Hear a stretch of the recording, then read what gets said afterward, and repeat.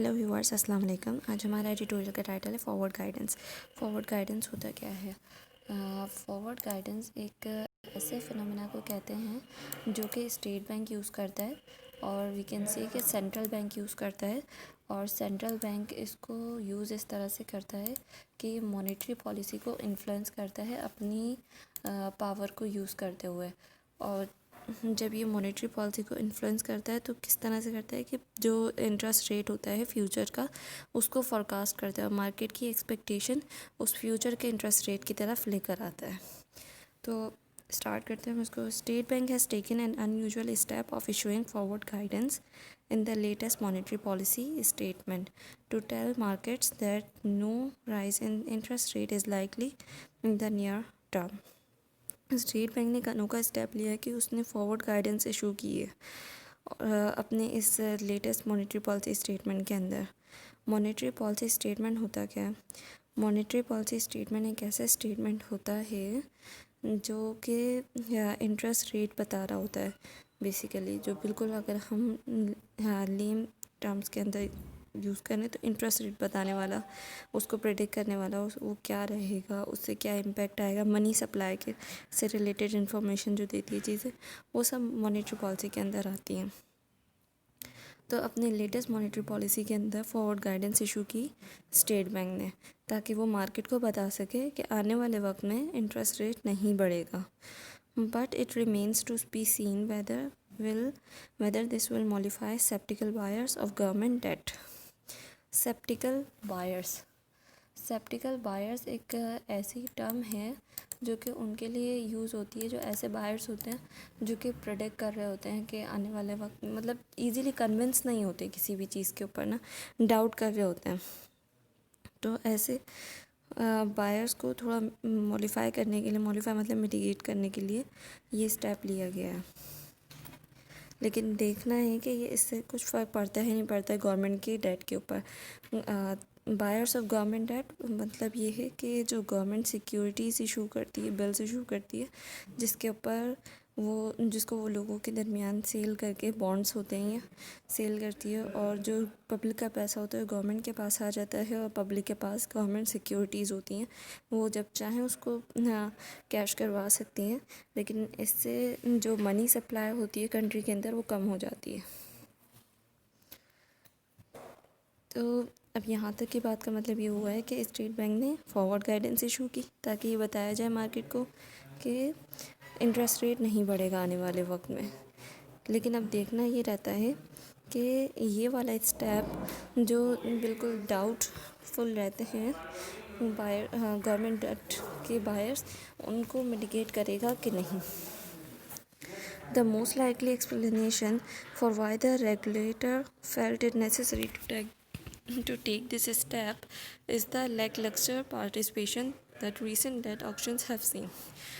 अभी कुछ दिनों पहले 13 जनवरी को एक ऑक्शन हुआ था, डेट ऑक्शन हुआ था, जिसके अंदर जो पार्टिसिपेशन थी वो बहुत ही कम थी। लैकलस्टर का मतलब होता है कम, अनइंस्पायरिंग, इतना अच्छा नहीं देखा गया।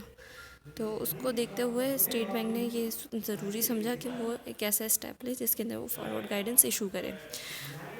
Most bids are now congregating around shorter 3 months tenors in treasury bills, which is usually an indication that banks are expecting a rate hike.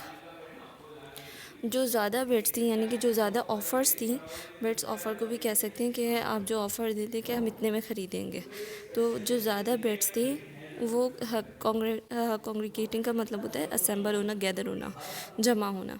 तो जो ज़्यादा बिड्स थी वो किसके लिए थी? जो शॉर्ट टर्म वाले बॉन्ड्स थे, बिल्स थे, ट्रेजरी बिल्स।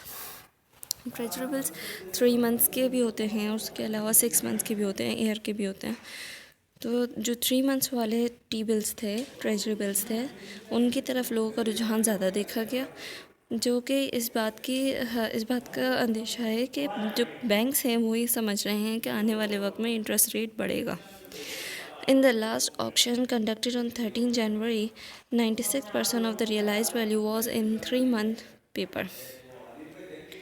जो अभी पिछला ऑक्शन हुआ है 13 जनवरी को, उसके अंदर जो 96% लोगों ने अपनी वैल्यू रियलाइज़ की, मतलब 96% लोगों का जो रुझान देखा गया वो जो शॉर्ट टर्म बॉन्ड्स थे, जो 3 मंथ पेपर थे, 3 मंथ्स के ट्रेजरी बिल से उनकी तरफ देखा गया. With its forward guidance, the State Bank seems to be telling the bank that their anticipation of a rate hike is fertile and they should modify their bidding behavior.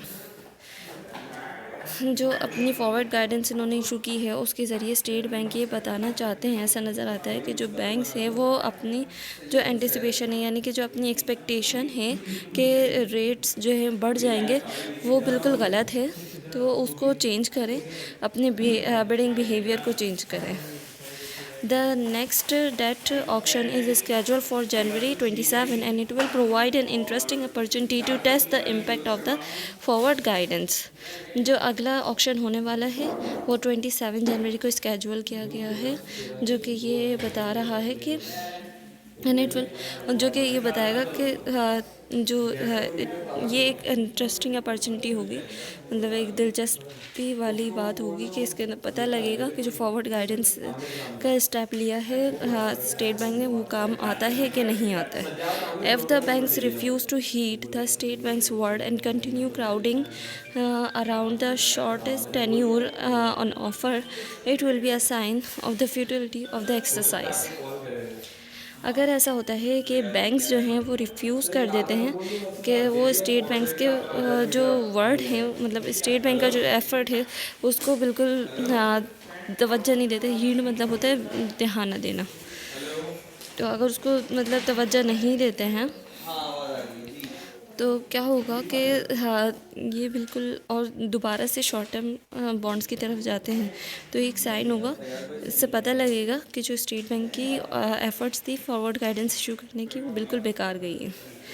Eight that point the central bank will have some decisions to make. उस वक्त central bank को कुछ decisions लेने होंगे.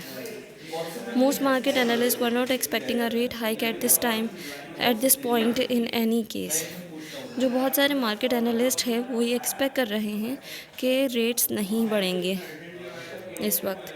But the unusual meeting between the state bank governor and the prime minister only days before the monetary policy decision has given rise to the impression that the central bank might have been prudent to not raise rates at this time.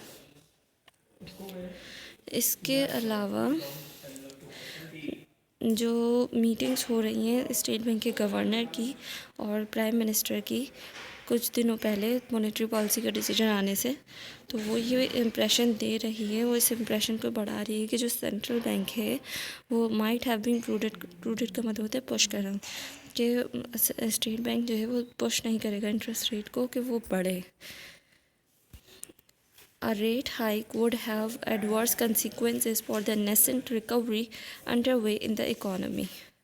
अगर rates बढ़ जाते हैं तो जो अभी nascent recovery बिल्कुल जो अभी हुई हो, रिसेंट हो, तो उसके ऊपर एक बहुत एडवर्स कंसिक्वेंसेस रहेंगे. एडवर्स कंसिक्वेंसेस मतलब बुरे नताइज होंगे इकोनॉमी के लिए.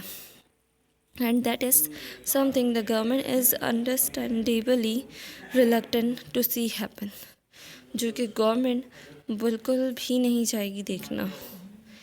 But if markets are not assuaged and pressure from the IMF is strong, the central bank might have limited options, because continuing with low rates could have implications for the exchange rates as well as the profile of the stock of government debt.